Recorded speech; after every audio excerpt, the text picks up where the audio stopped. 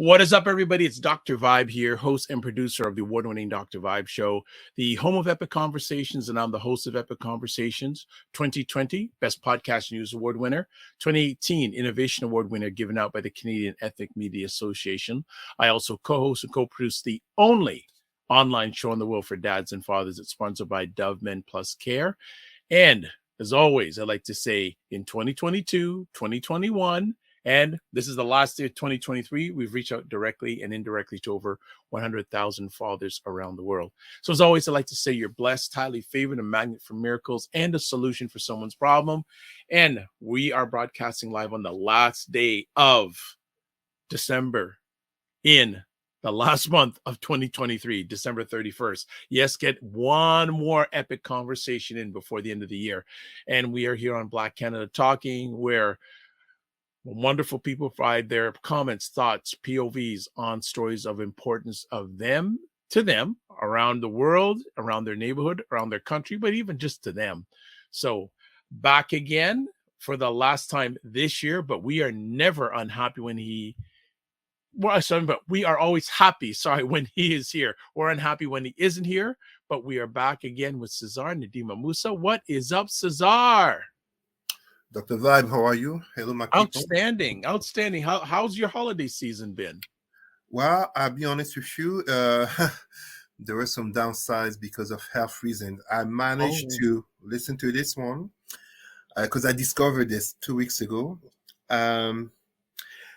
Vibe, have you ever had gout? I haven't, but you know what? A number of years ago, I was having some challenges with my toe on my right foot. Mm-hmm.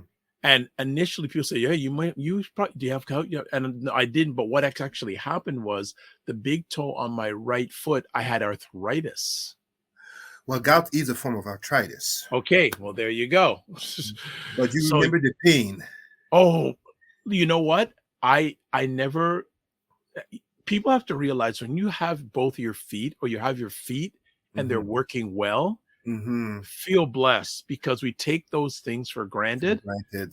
Oh, it was painful. But sorry, what happened? What's going on with you? Well, long story short, first time I got diagnosed with gout was in 2015. And at the time, I did eat a lot of red meat. I've never had alcohol, so alcohol was never a culprit.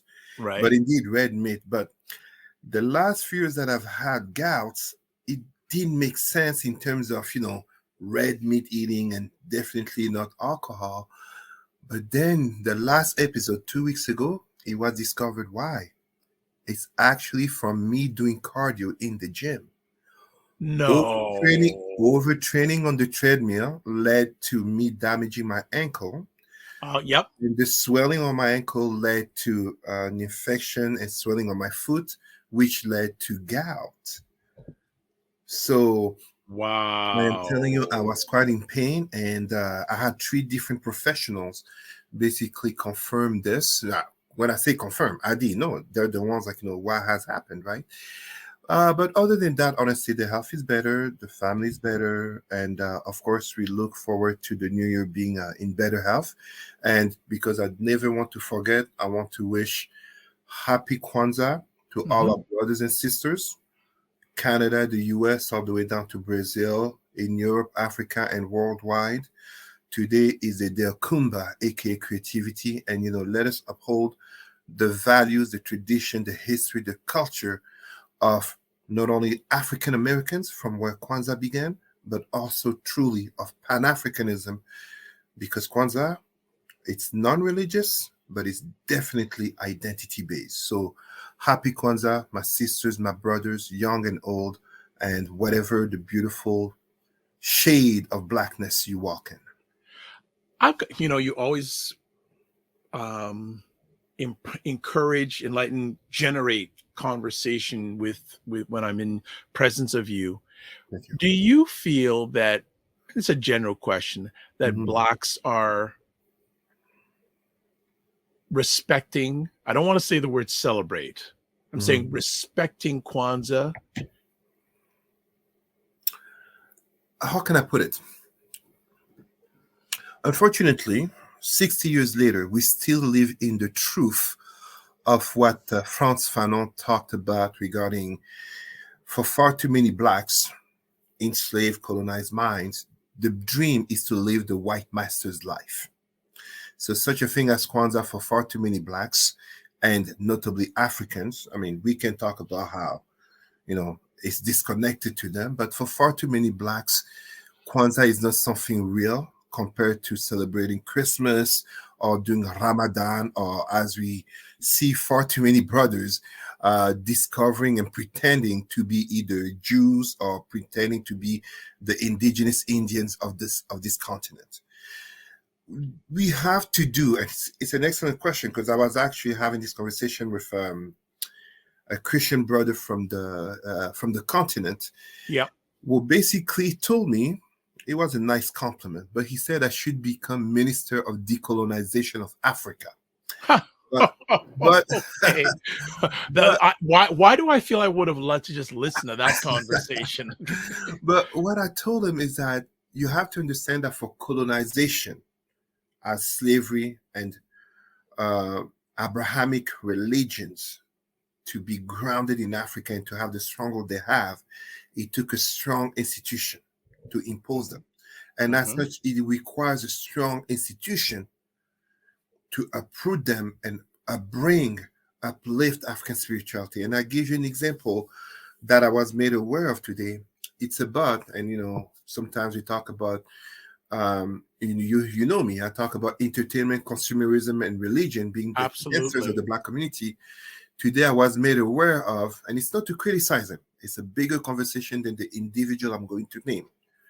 Magic Johnson spending $7.5 million on vacation over 2 weeks with his family and friends.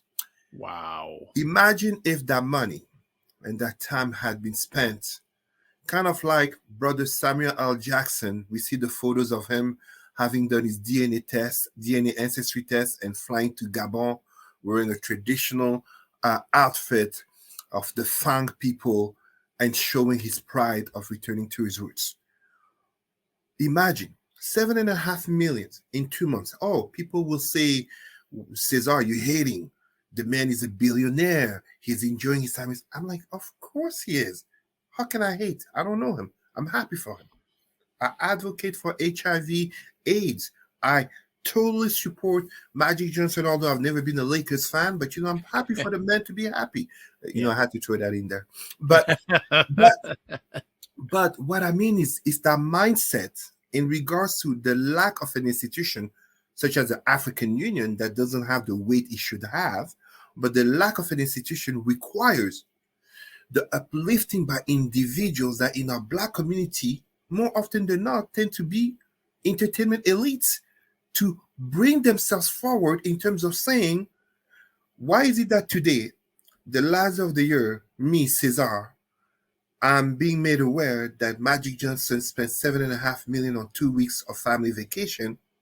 Imagine what it would have been like, and the conversation we'll be having if it was instead Magic Johnson, Kwanzaa, let us celebrate our roots, let us celebrate our African spirituality. Here are a couple of millions of dollars to uplift some Black community, disenfranchised worldwide, etc., etc. It's that I'm talking about time and again, because what kind of message does this send our people? And I mean, of course, he didn't spend his vacation going to some Black country in the Caribbean or in Africa. You see what I mean? So it's not like, sure, I'm sure he employed some Black staff. But that $7.5 million, was it spent into Black economics? Was it spent into uplifting X amount of Black families? That kind of mindset is part of Kwanzaa. Let's not forget, there is a day of Kwanzaa that's about cooperative economics. You see what I mean? So all of these elements, it's about the spirituality. Kwanzaa is a name by itself, but Kwanzaa speaks to what it is all about in terms of our Blackness, to rise anew and to be not respected by others, but for us to respect ourselves. What kind of message does this send when our Black youth keeps saying are rich and famous, spending all that money on luxury vacations, on cars, on big houses, and they don't see them taking off the weaves. They don't see them putting on the traditional outfits. They don't see them having the black and strong and proud militant speech. They don't see them honoring the ancestors. And I don't mean ancestors, you gotta go necessarily to ancient Egypt. Africa is not ancient Egypt. It's ancient Egypt, Kemet, that was in Africa. But what about the ancestors from just 60 years ago? The civil rights leaders, the Nelson Mandela, the Bantu Biko. What about the W.E.B. Du Bois, the Marcus Garvey? Our black youth and black adults don't see them. So by default, they keep saying Jesus. They keep saying Allah. They keep suddenly discovering that we're the real Jews. You're not the real Jews. They keep suddenly discovering that we're the original natives, Indians of this land. You are not. It's a lie. So we become comfortable with lies because we are deep down, we have inferiority complexes because we don't have those who should be at the forefront. The whole, we can talk about it at length in another time, but the whole Jewish movement of Zionism and Jewish identity, no matter how one wants to decry it in regards to Palestine and whatever you want to call it, but that movement of Zionism would not have been possible with the Jewish elites putting in money, putting in the mindset, putting in the efforts to uplift the people out of the bottom where they were in European society for the vast majority of them. AKA, the term ghetto did not apply to black people until the 1960s. Watch any documentary about World War II. When they're talking about ghetto, they're not talking about black neighborhoods. They're talking about the Warsaw Ghetto. They're talking, you read Shakespeare. When he's talking about the ghetto, he's not talking about Jewish people living in Venice. He's not talking about black people living in Venice. He's talking about Jewish people. So that uplifting that comes from the elites to bring up those at the bottom. That's what we need. Just like that picture of Malcolm X, just as Martin Luther King, Stokely Carmichael, Maya Angelou, those pictures of them in Ghana. Imagine if Magic Johnson had spent his 2 weeks, $7.5 million as a new billionaire, aka the fourth billionaire athlete, after MJ, Tiger Woods, and LeBron James, the fourth billionaire athlete. Imagine if he had spent those vacations somewhere in Africa in connection with his ancestry DNA test and uplifting so many families and etc. We would be having a very, very different conversation. So anyone who wants to think, Cesar, you're hating, Cesar, it's his vacation, it's his money, blah, blah, blah, blah, blah. Imagine if you had done otherwise, like I'm saying. Excellent. Well, before we go any further, as always, please subscribe to the Dr. Vibe Show on YouTube. Hit the subscribe and the notification button. Also follow the Dr. Vibe Show on Facebook, YouTube, and Instagram. Also, to advertise your business, product, or service on any of the platforms that I produce on, please feel free to email me, dr.vibe at the drvibeshow.com. And I'll be not remiss to say, hey, if you want to get in contact with Cesar, there's his contact information. I will also be sharing it on all the platforms that you can watch this either live or on the replay. So let's get to our first conversation topic today. Nikki Haley, who is getting a little bit of a bump in regards to popularity amongst Republicans. I don't know how much that real it is, but you want to talk about Nikki Haley and something about omission of slavery. Well, Dr. Vibe, the fact that a former governor of South Carolina and a former ambassador to the United Nations, so a former U.S. ambassador to the United Nations, Nikki Haley, was asked a simple question in terms of what the Civil War was about, and she fumbled on not mentioning slavery as a cause of the Civil War. How can I put it? I'm not offended. First of all, allow me to be careful here. I don't have any bone in this conversation in principle, as I'm not African American. But because I'm black, I definitely do. Because let us never forget that when white supremacists come, and I'm not just talking about police brutality, but I'm talking throughout all institutions. When white supremacy comes, they don't inquire if one is a descendant of slavery or a descendant of colonization. You're black, you will be a victim, period. So regarding Nikki Haley, what really happens is that her omission was not an accident. And I really remind black people not to take offense in the sense of how could she, or even to think that she's ignorant. No.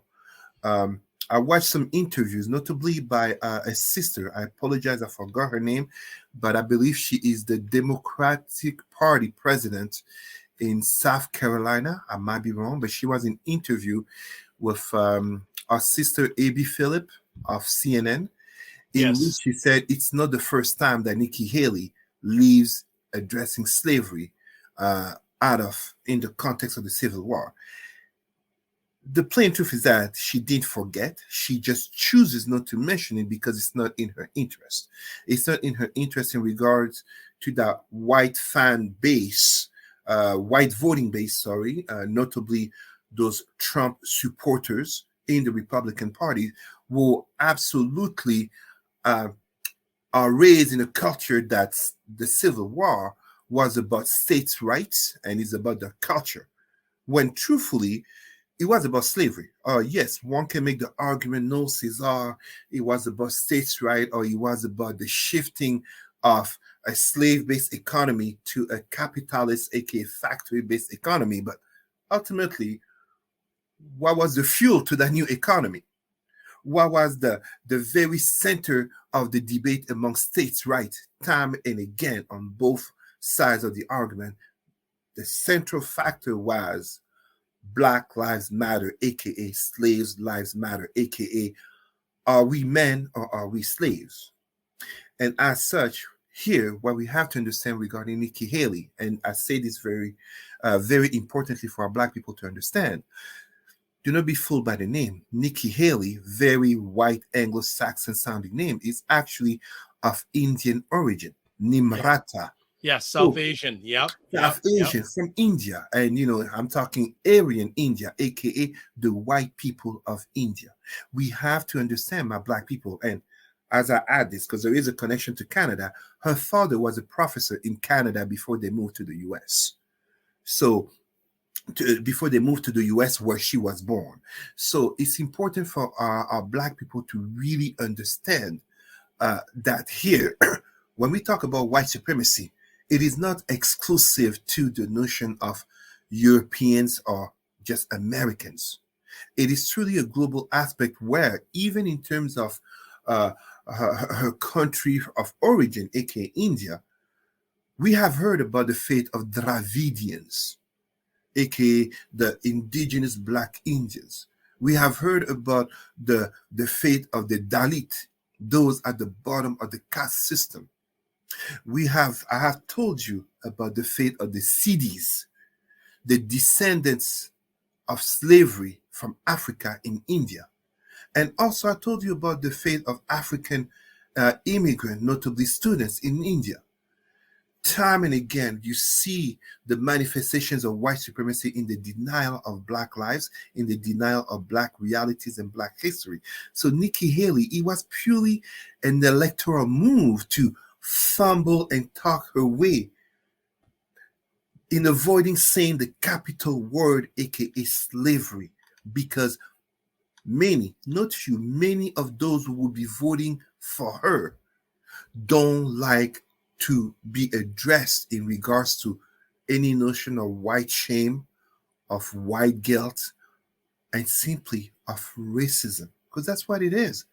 Slavery in the United States was not about enslaving anyone or whoever. It became, as we know, notably in terms of, I think, Virginia, 1619. Yeah. It became about enslaving the African. The African who became the Negro, who became the Black American, And today we talk about the African American. So no, Nikki Haley clearly identifies with white supremacy. Just a reminder that she was not exactly proactive in removing statues of Confederacy leaders. Mm-hmm. It took many protests. And I am not one to support cancel culture, but we wouldn't imagine in any Western nation, notably Germany, standing statues of Nazi leaders. So how can we justify in a democracy and a land that claims all men are born free and equal and etc., etc.? Why are we having standing statues of Confederacy leaders who fought to maintain the institution of slavery? It is absolutely abhorrent. And just as it is abhorrent for her to be basically fumbling by choice and even trying to backpedal and explain. No, it's just constant fumble after fumble. It wasn't in her voting interest in regards to who votes for her. So my salutations to all those Black Trump fans and Black Republicans. Again, you get the reminder that your votes don't matter. You are not a target demographics for these people who are Trump loyalists, who don't dare to attack Trump, because ultimately they uphold white supremacy. Don't get me wrong. I'm not saying the Republicans are these evil white people and the Democrats are these nice white people. No, they uphold white supremacy more openly and more overtly than the opponents of the Democrat Party. Okay. Well, before we go to break, I think I'd also maybe do some. I'm just going to read the story that's on the screen here if you're watching live on the replay about.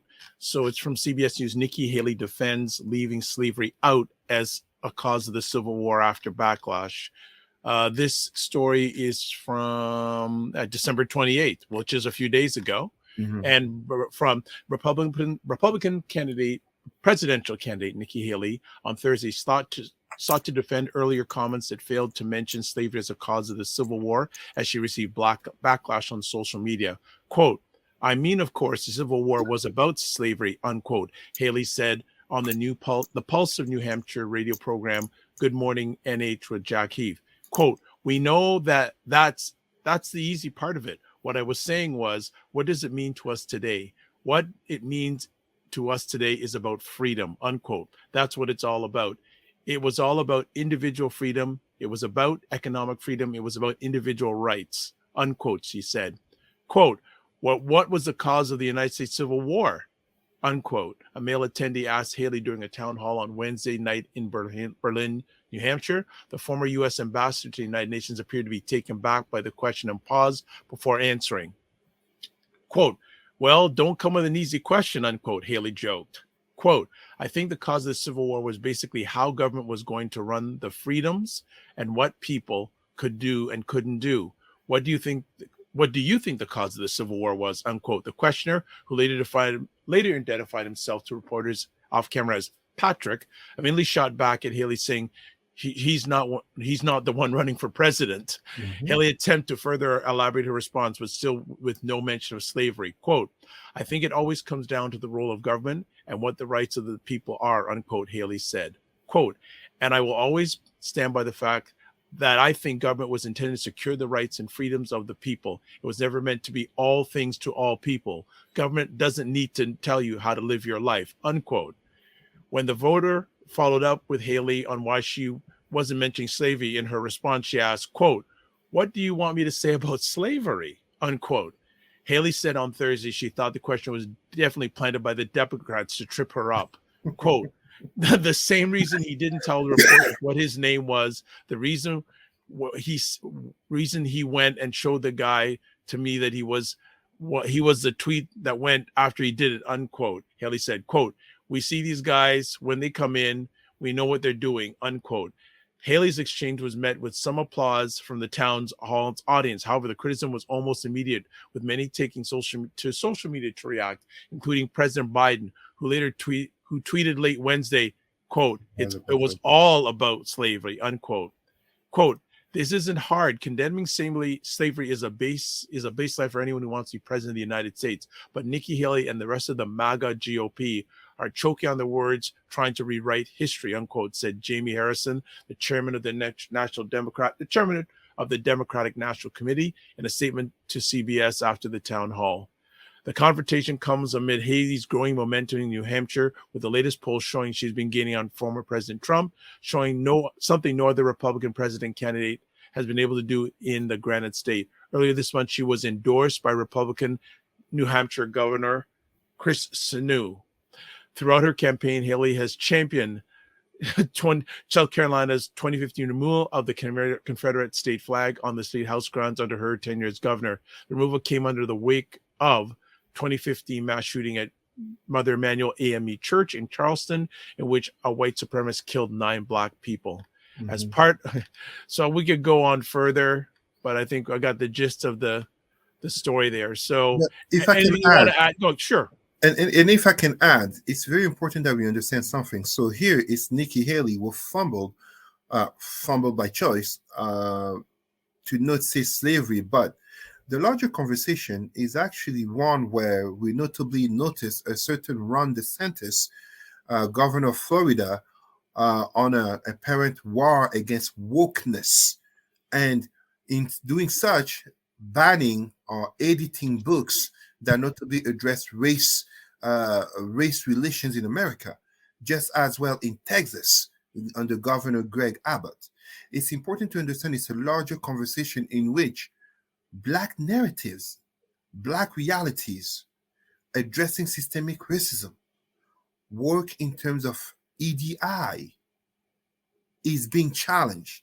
There's a pushback, there's a whitelash, and as such, the very rewriting, aka the whitewashing of history, because of changing demographics, because of changing geopolitics, because of a growth of Black consciousness, notably amid the George Floyd murder and amid so many issues as revealed by COVID regarding systemic inequalities. It's a larger conversation beyond just Nikki Haley. Absolutely.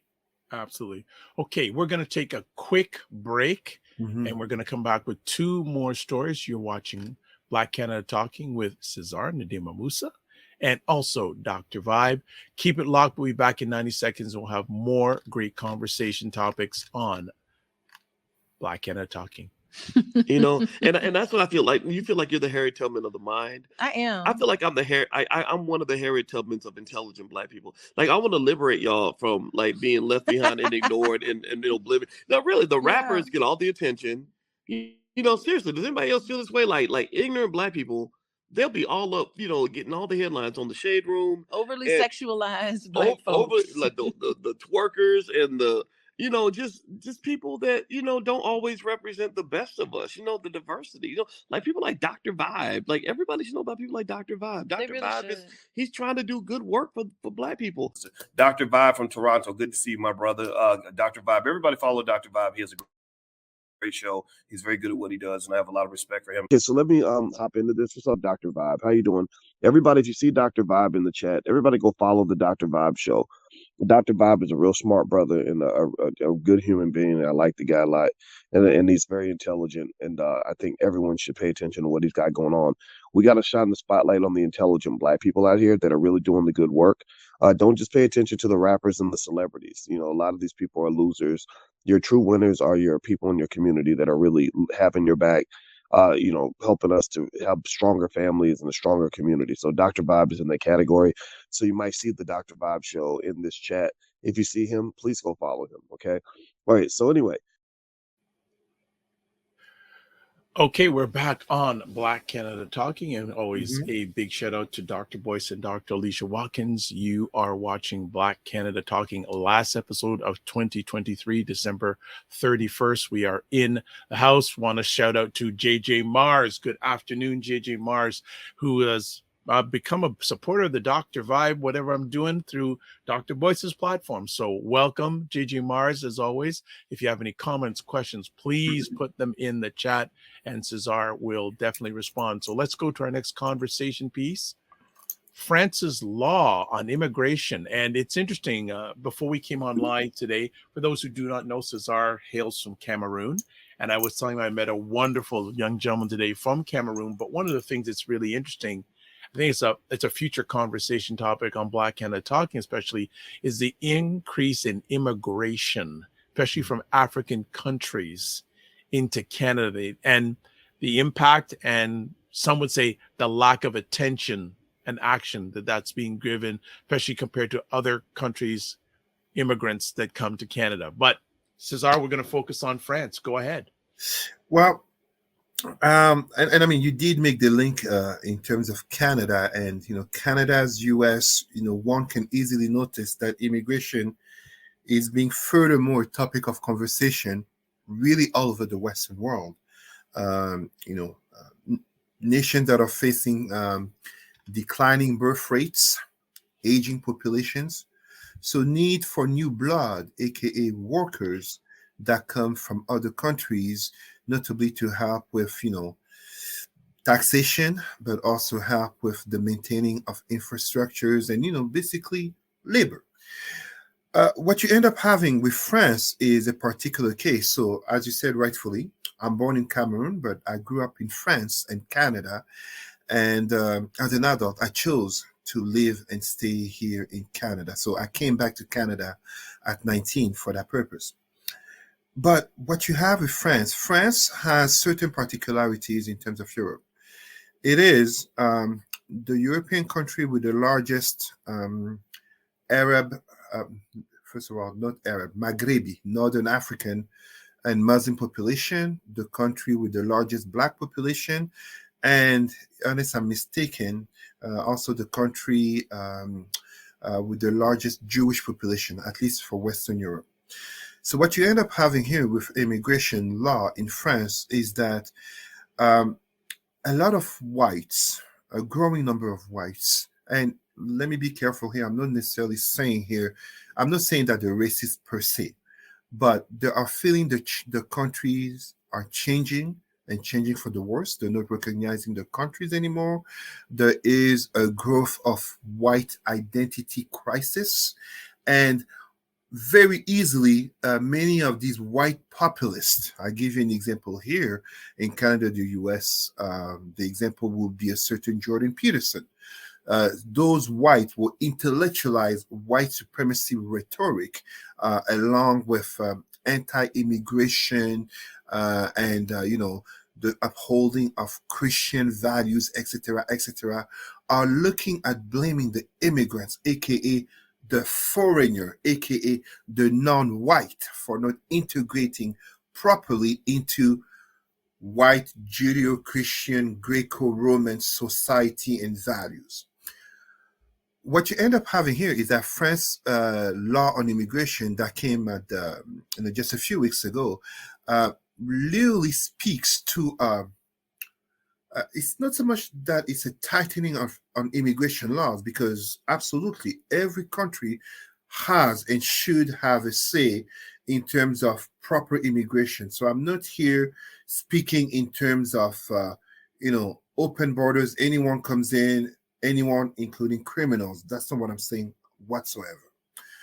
I'm talking here in terms of addressing immigration from lenses of identity in terms of white supremacy, while at the same time, as we see in France, one of the things that happen, a refusal to address systemic inequalities in society, historic consequences from slavery and colonization that basically make it that you end up having so many of the foreigners here meaning Blacks who are born in France, so the French, but because they're Black, they're still seen as foreigners, whether they be second or third generation.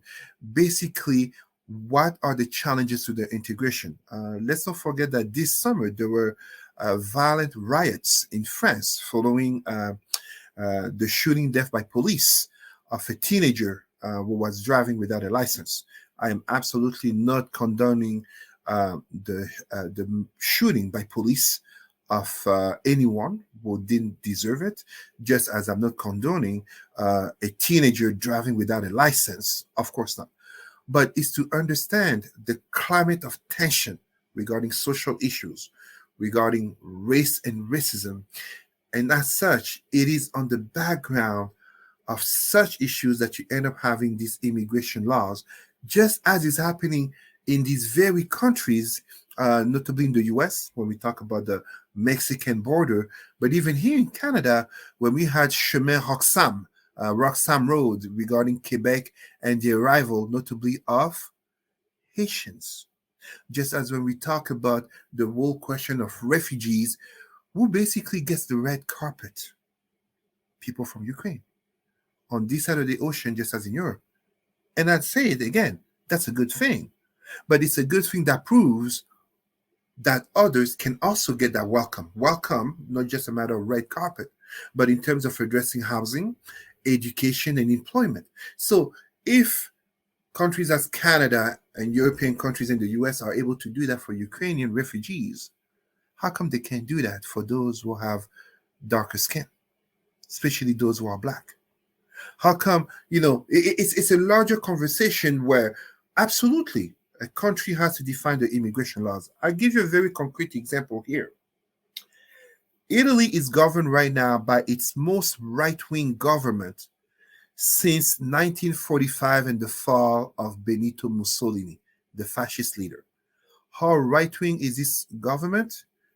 It is a fascist government by its own Prime Minister, Giorgia Meloni, who herself admits very publicly that she's a fan of Mussolini. And yet, even in the restriction of immigration laws in Italy, aka, we've heard in 2023, so it's pretty much been 10 years, the Mediterranean deaths, Lampedusa, so many Africans, but also Afghans, also people from Turkey, people from Central Asia and North Africa landing on Italian shores. Even amidst those restrictions on immigration laws, she ended up admitting that Italy needs close to 500,000 of newcomers/immigrants for its labor force because of its aging population, aka the second oldest aging population in the world after Japan. France is notably hit by issues of terrorism when, notably in the context of Israel and Hamas/Palestine conflict. Radicalized Muslims, but also people taking advantage, opportunistic killers, taking advantage of tensions, just as of news media, to commit crimes.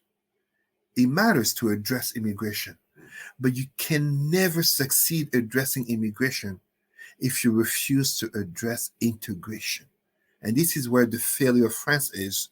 And that failure will be seen as well in our countries here on this side of the ocean, in Canada and the United States. I mean, let's not forget a certain Donald Trump talking about building a wall, and he was there for 4 years. There's no wall that got built. You can blame Biden all you want, but the truth of the matter is that the amount of people that are coming in, and notably immigrants being taken into democratic cities as New York, if you fail at addressing integration, whether we're talking about France and Italy, or we're talking about Canada and the US, or notably the United Kingdom, you basically are having a ticking time bomb due to systemic inequalities, failure of integration, failure of addressing historical and social wounds that stem from failed immigration policies. Excellent. Just want to shout out Dr. Tachi. What is up, Dr. Tachi? Dr. Tachi is a host of Mediascope, which is on a little bit of sabbatical, I just found out right now. But when it is back, I believe in mid-February of 2024, it's the livest online show about media, tech, and pop culture on Wednesdays, 5 p.m. Eastern Time on Instagram Live, and then 6 p.m. on Wednesdays on YouTube, Facebook, LinkedIn, Twitch, and other platforms. And also I'm speaking on January 8th. She'll be launching January 8th, 2024, Indie Soup Media. Wow, brand new content providers network. And it'll be featuring at least over 30 plus content creators. And the reach of the network is over 1 million people out of the box. So good to hear from Dr. Tatu. Before we continue on, I just want to ask a little bit further on this subject. What will French's law and immigration will have on Africans, Black Africans? Well, very unfortunately, and that's an excellent question, and I didn't address that enough. Very unfortunately, it's very perverse what happens regarding Africans. On one side, you have a lot of Africans, aka nationals from former French colonies, will try their hardest to come to France illegally. I'm not talking here about those who migrate rightfully, notably, with student visas, etc. I'm talking about those who immigrate illegally to France to take advantage of social services, and that has also been tightened with these immigration laws. But at the same time, the perverse effect is that the mismanagement of African countries is creating a very serious brain drain out of Africa that is enriching Western nations. People will basically become trained on scientific, medical, technical matters, expertise in Africa, aim at going to countries such as France in order to get better salaries and in order to get better living conditions.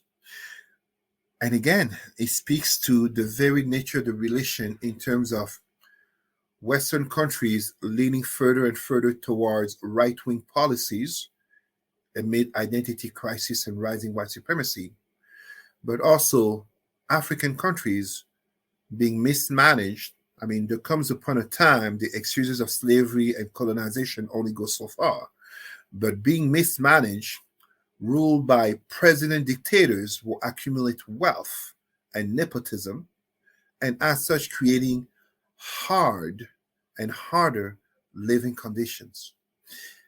I see these two poles coming together and creating further inequalities and clashes that will further impact the average Black person.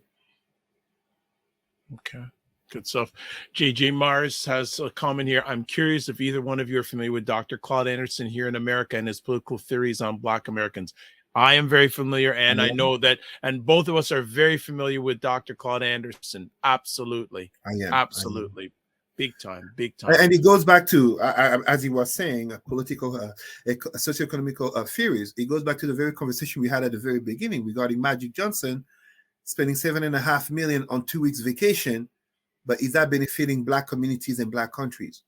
So if our elites don't have the Black consciousness mindset to uplift the masses, what can we really expect from Black countries, whether they be in Africa or the Caribbean? And as such, what should we ever expect from white countries, Western countries, and countries worldwide where there is ongoing anti-Black racism? We become our own worst enemy while we're pointing at others. Good point. All right, let's move on to our last conversation topic today.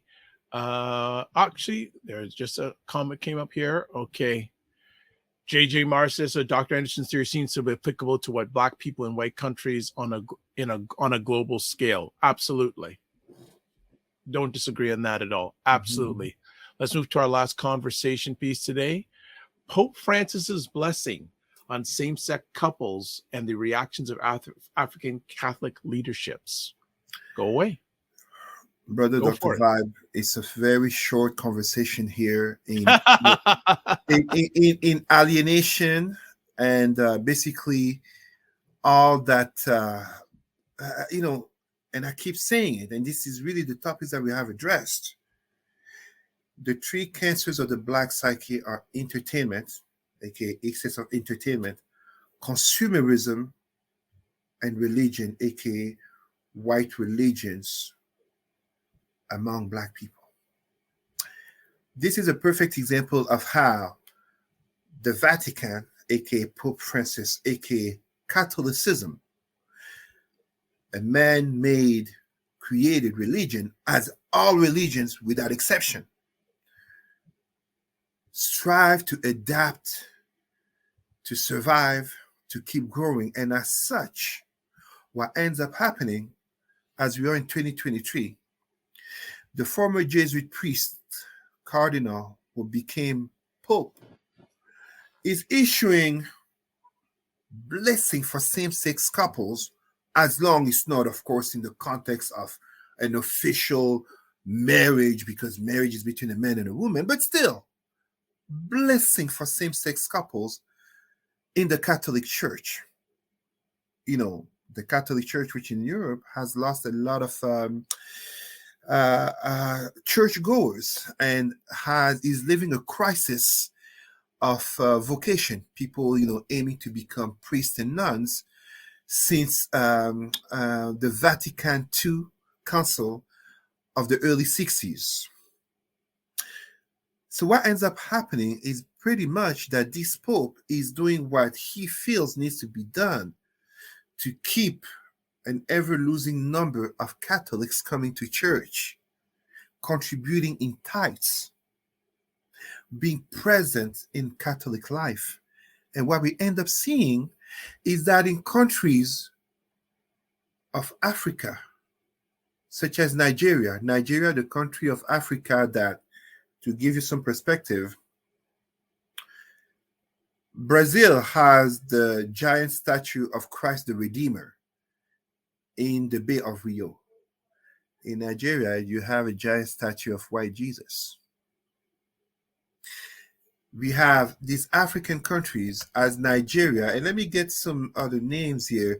I just want to make sure, because it's not just in Nigeria. I can't remember all the countries, but there are a couple of countries, Nigeria, Benin, Guinea. I know of Ivory Coast. Ivory Coast, there you go. Angola, Kenya, Nigeria, Malawi, Sao Tome and Principe, Uganda, Zimbabwe, but also Cote d'Ivoire, Ivory Coast, where Catholic clerics have vowed not to support this rule because this notion of same-sex couples is un-African to the identity of the churchgoers. Is Christianity African? Is Catholicism African?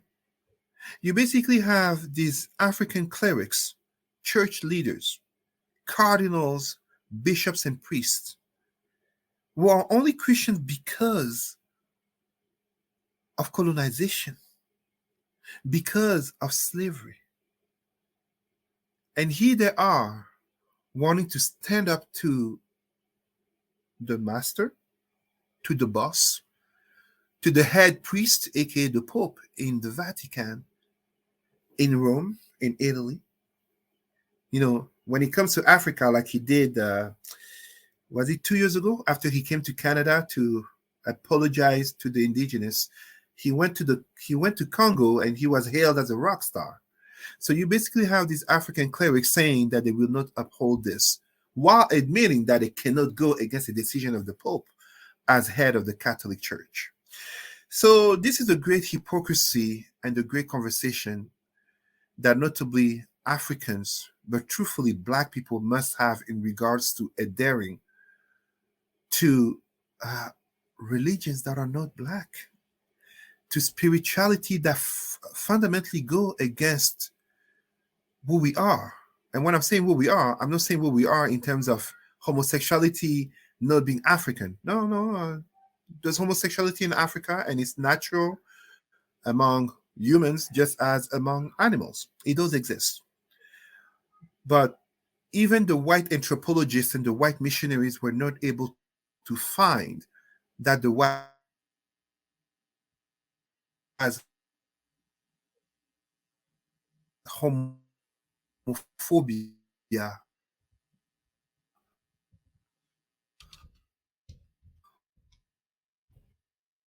or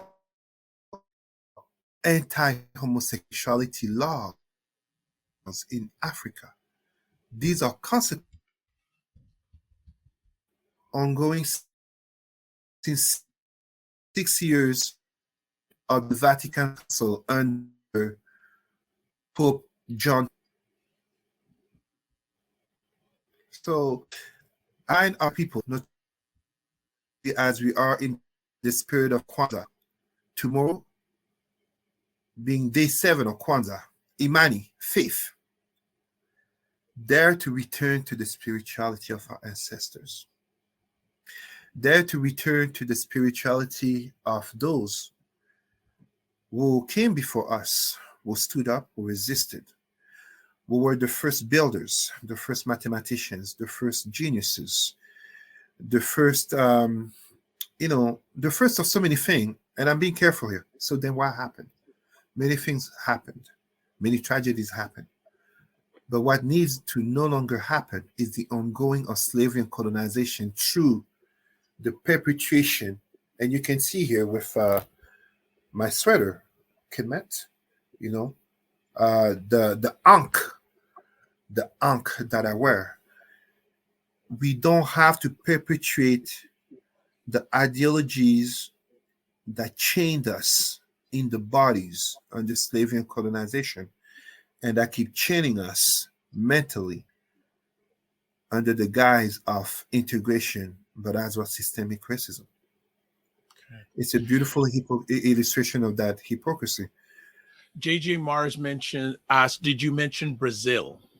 And I should mention Brazil, Candomblé. I should mention Zumbi dos Palmares. I should mention the very fact of, 10 times more Africans were kidnapped and enslaved in Brazil. And, the capital of Black Brazil, Salvador da Bahia.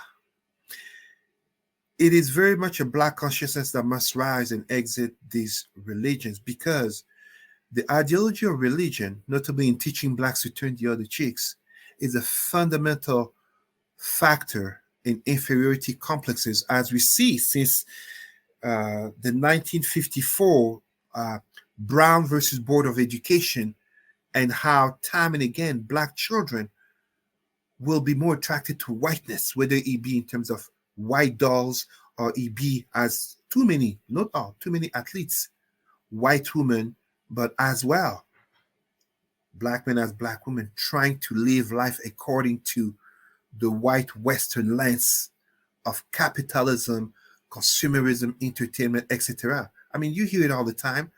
Black people talking about the great travels and all that, but how many of them talk about traveling to Africa? I mean, more and more, yes, are getting that Black consciousness, and we need more and more. But in this century, this 21st century, that by 2050, if not 2100, all statistics speak to the fact that 1/3 of humans, 1 out of 3 humans will be African. I didn't say Black, I said African. So add the Blacks in Brazil, who actually are half of Black people in the Americas are in Brazil. Add all those Black people in Europe and around the world, including Black Asians, indigenous Black people in Asia. We need to make sure that we do have that Black consciousness. This is not some anti-white or anti-Asian rhetoric, no. But you cannot justify that the house of the neighbor is on fire. You're going to go care for them. You're going to go throw water to the fire, but you choose to neglect your own house that's burning with your family inside. You don't want to fix your mess, but you're caring about the messes of others. As we see now, Israel, Palestine, Ukraine, Black people, many Black people know what's going on over there. They're taking sides. They're protesting. How many of them were protesting for Haiti, for Congo? How many of them know about the situation of Black people in Brazil? How many of them know about the situation of Black people in India, in Australia? These are the issues that we must address. That's why I'm a Pan-Africanist. I'm not a Pan-Africanist against others. I'm a Pan-Africanist for us, by us. Okay, good stuff. So JJ Mars says China is planning the same process for Africa, but he meant planning. Yeah. No, absolutely. More and more, so I'm going to say it in French because the term is in French. there's a change from France-Afrique to Chine-Afrique. Mm. France-Afrique, which is French neo-colonization of Africa. Chine-Afrique, aka Chinese neo-colonization of Africa, notably through loan payments and debts, but as well the buying of lands, agricultural lands. Yeah, Millions of miles of good soil, lands, rare earth and minerals being owned by China in Africa, when you cannot imagine an African country owning lands in China for the sake of Africans. Mm. We are our own worst enemy. We are in 2023. It's not 1923 under colonization. It's not 1823 or 1723 under slavery. It is not the 8th, 10th, 11th, 12th, 13th, 14th, etc. centuries under Arab Muslim rule. It is us right now with mental chains who are contributing to our own demise, and then looking at our youth and children wondering what's wrong with them. And I mean, throughout the whole world, Black people are the only people who are seen and heard calling themselves by the N-word that was used to enslave and colonize them. And then we wonder why others look down on us. While for far too many of us, when we look at ourselves in the mirror, and I mean the mirror of our consciousness, it comes with inferiority complexes. Self-esteem. Self-esteem. Self-esteem. Well, Cesar, as we wind up here, are you giving us some thoughts about what are you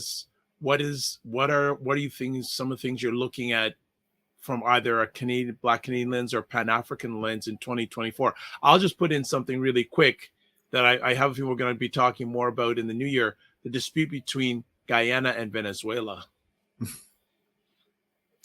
I am absolutely aware. And this is just, I mean, let's not say too much. Let's leave it for 2024. Yeah. But what other things that you're looking on the horizon for 2024? What sort of things or what are you wishing for, hoping for? What do you want to see improvement in when it comes to Pan-Africanism and Blackism? Very honestly, I will repeat what I've already said, what I say almost anytime I have the opportunity to speak.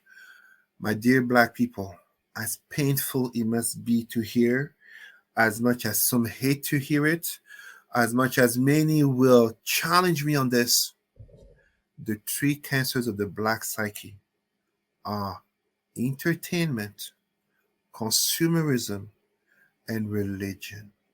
We must address and tackle them. There is no savior or messiah coming for us. There is no magic, etc. I mean, we live in a world where those who are powerful, I'm talking individuals just as communities and nations, have undermined the potential of a nuclear World War III, have undermined space exploration and colonization of Mars, have undermined the potential of invasion by aliens. Meanwhile, we are a Black community where the vast majority, maybe I shouldn't say the vast majority, I apologize. Too many of us, the mindset is focused on the weekend and the next party. That is a fundamental problem that speaks to our priorities. And then we have the hypocrisy towards ourselves to wonder what's wrong with our youth. Meanwhile, we have toxic entertainers that we put in their faces as role models. Meanwhile, we show them that we value the very brands that clearly say that they don't make the products for Black people, and yet we claim to own them. And we call one another by insulting words as the N-word, while those who died for us called each other brothers and sisters. Black consciousness is not to rise just in terms of speech. Black consciousness is to rise in terms of concrete actions, in terms of, all these Black churches.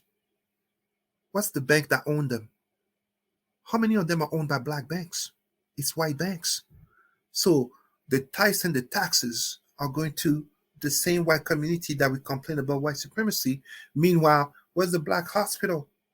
Where are the black food sources? Black owned. It's great that we have BET now being owned again by a black man, Tyler Perry.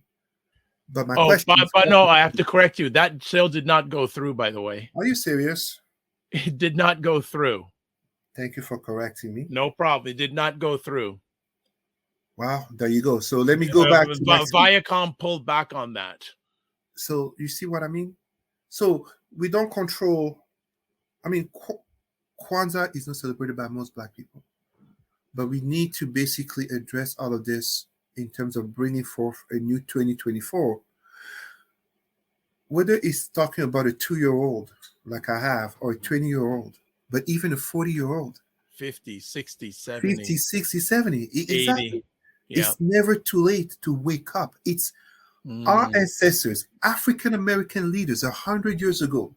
I really mean 100 years ago, in 2023. So this was in the 1920s. It's African American leaders who talked about being woke.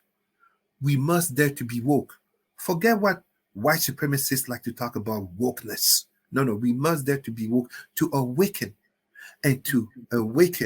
and rise in the spirit of Kwanzaa, in the spirit of Kemet and the Ankh, in the spirit of Pan-Africanism and Black liberation worldwide.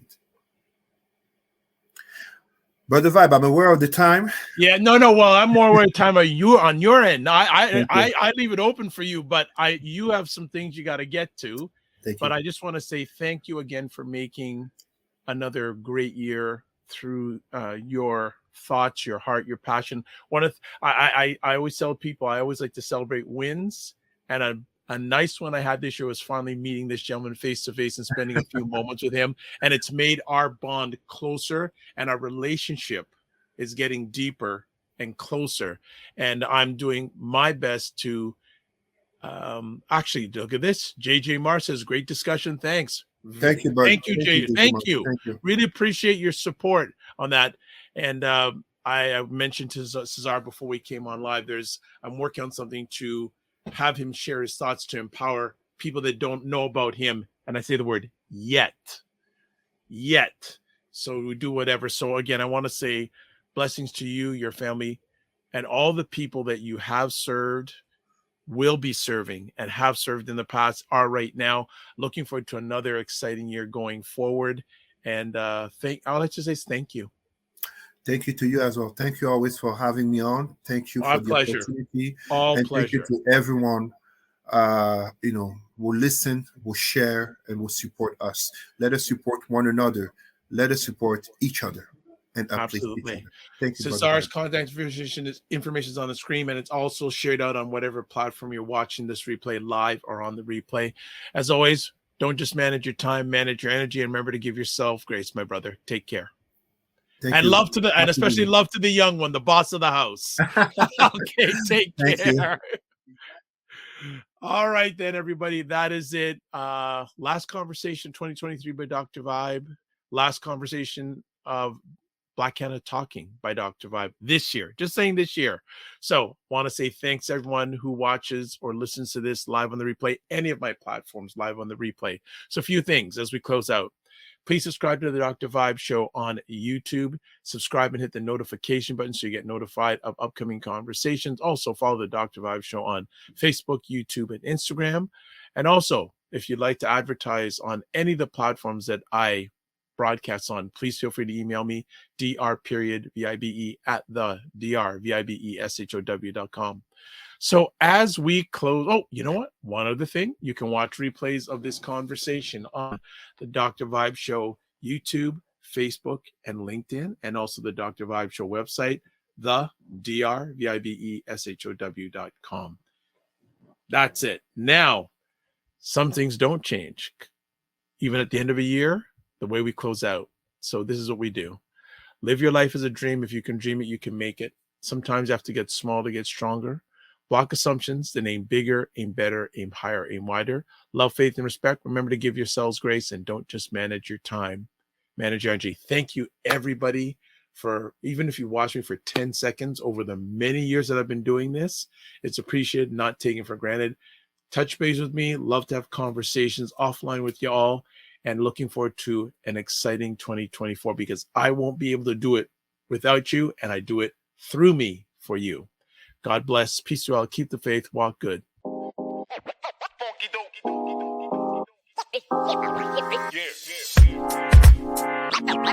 Listen.